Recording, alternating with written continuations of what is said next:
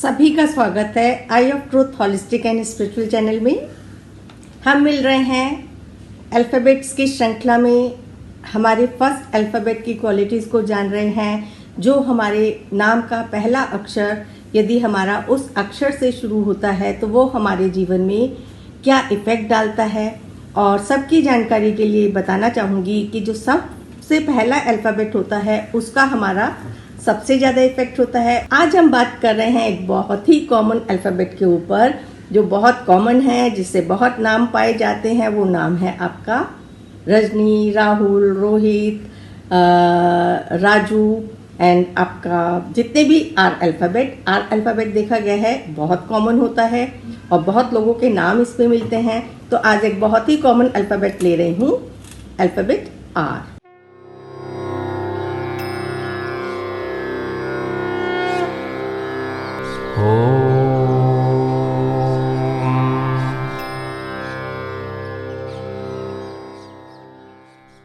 और अभी तक की पूरी जानकारी में आप लोगों को एक ही चीज़ समझ आई होगी कि हमारी पूरी अल्फ़ाबेट की श्रेणी श्रृंखला जो हमारे लिए फेवरेबल है या नहीं है, किस पे डिपेंड करता है। वो हमारा डिपेंड करता है कि हमारा शेल्डन न्यूमरोलॉजी के हिसाब से अल्फ़ाबेट कौन से प्लैनेट से गवर्न करता है, प्लस जो हमारे को अल्फ़ाबेट में जो नंबर मिला है। अल्फ़ाबेट की भी एक सीरीज है जो हमारे अल्फ़ाबेट 26 अल्फ़ाबेट्स हैं, कौन से नंबर पे हमारा अल्फ़ाबेट आ रहा है, क्योंकि हर नंबर प्लैनेट से गवर्न है तो उसी प्लैनेट की एनर्जी उस अल्फ़ाबेट में होती है। तो जो हमारा आर अल्फ़ाबेट है, जो शेल्डन न्यूमरोलॉजी में उसका जो स्थान है, उसकी जो न्यूमेरिकल वैल्यू है वो है 2। हम सब जानते हैं 2 हमारा मून को रिप्रेजेंट करता है। और मून की क्वालिटीज़ क्या होती हैं? बहुत लवेबल, इंट्यूटिव, पेशेंस वाला एंड मूड स्विंग्स उसके मून वाले लोगों के ज़्यादा होते हैं। अमूमन मेजर क्वालिटीज़ ये होती हैं। तो आपका एक चीज़ आपको समझ आ गई कि आर अल्फ़ाबेट वाले मून से गवर्न होते हैं। अब अल्फ़ाबेट न्यूमेरिकल वैल्यू के हिसाब से देखें कि कौन से नंबर पे आता है। वो आता है आपका 18th नंबर पे। तो 18th नंबर पे होने के हिसाब से उसको सन की क्वालिटी भी मिल गई, आपकी 8 सैटर्न की क्वालिटी भी मिल गई।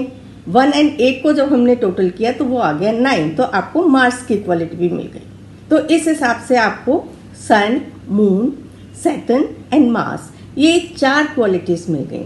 तो इसके अंदर और इसके अंदर इसका मतलब 1 और 2 की एनर्जी, तो मेल एंड फीमेल एनर्जी दोनों आपकी आ गई इसके अंदर, एंड सैटर्न की एनर्जी एंड आपकी मार्स की एनर्जी। सैटर्न की एनर्जी भी बहुत अच्छी होती है यदि आपके लिए फेवरेबल है, एंड सेम आपकी मार्स की एनर्जी भी फेवरेबल हो तो। लेकिन यदि हम समझें मून एंड मार्स, मून एक शांत प्लैनेट है और मार्स एक थोड़ा सा एग्रेसिव प्लैनेट है। दो ये ह्यूमैनिटेरियन है, फुल ऑफ क्वालिटीज से भरा हुआ है, इसके अंदर कॉन्फिडेंस बहुत होता है और किसी से डरने वाला नहीं होता है।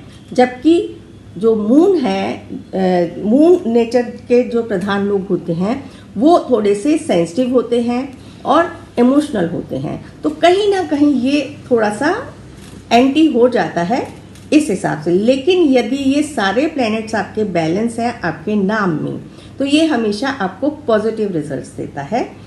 अब यदि हम बात करते हैं इसकी शेप की, तो मेनली इसकी जो शेप है वो पी से ज़्यादा मिलती है। जैसे आपने देखा कि पी स्ट्रॉन्ग स्ट्रेट लाइन, उसके बाद आपका अपर जोन पूरा कवर हो जाता है।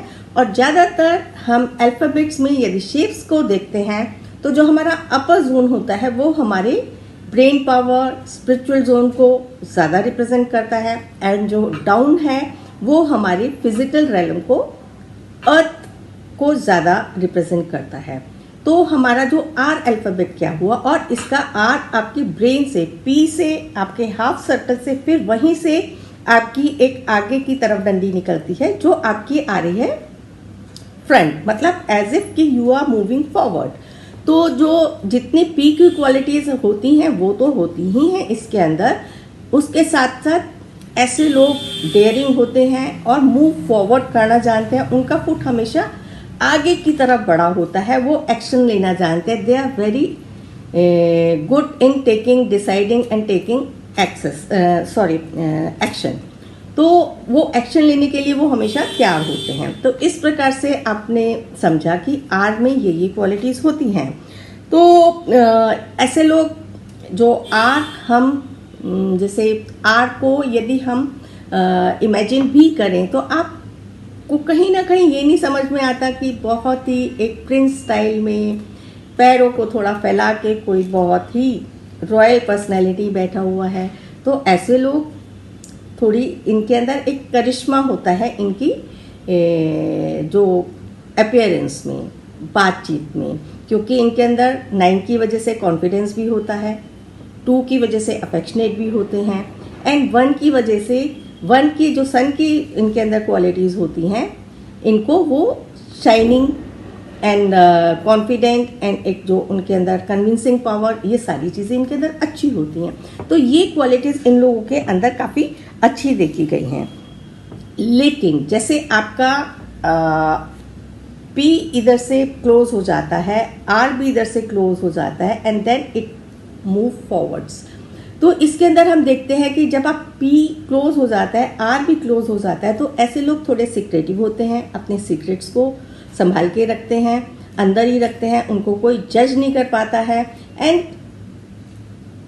यदि वो स्पिरिचुअल रेलम से जुड़ जाते हैं और उनकी क्रिएटिविटी एड ऑन हो जाती है, तो then they do miracles. And R is full of positive energy and full of courage.